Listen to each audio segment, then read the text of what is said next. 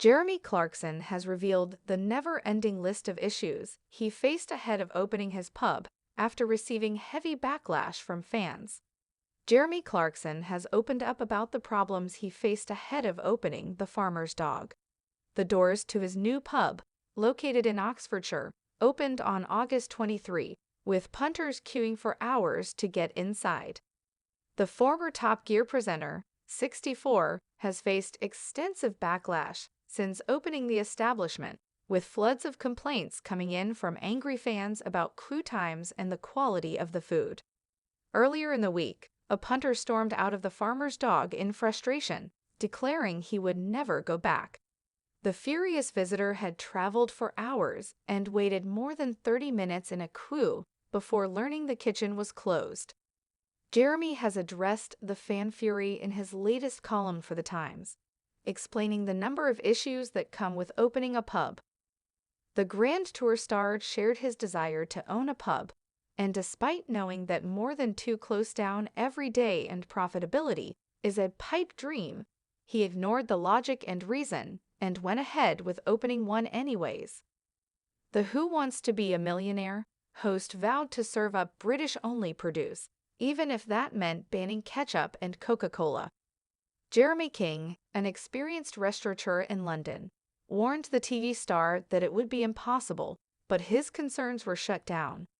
However, it wasn't long before he realized that Jeremy had a valid point. He explained, "Imported black pepper is about 10 pounds a kilogram, whereas the homegrown alternative is 10 times more. There are other issues too. If I butcher one of my own pigs and turn it into sausages, each one of those sausages will arrive at the pub costing 74p. If I buy imported pig meat, then the cost of a sausage is 18p. It was the same story everywhere." Jeremy continued, "Now a business-minded person would look at these costs and realize that with British-only rules in place, a hot dog was going to be priced at about 45 pounds. But I'm not a business-minded person, so I just filled my heart with hope."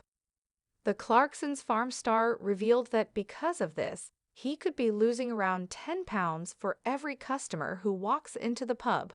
And the problems don't stop there. Electricity was the next hurdle, as Jeremy wrote.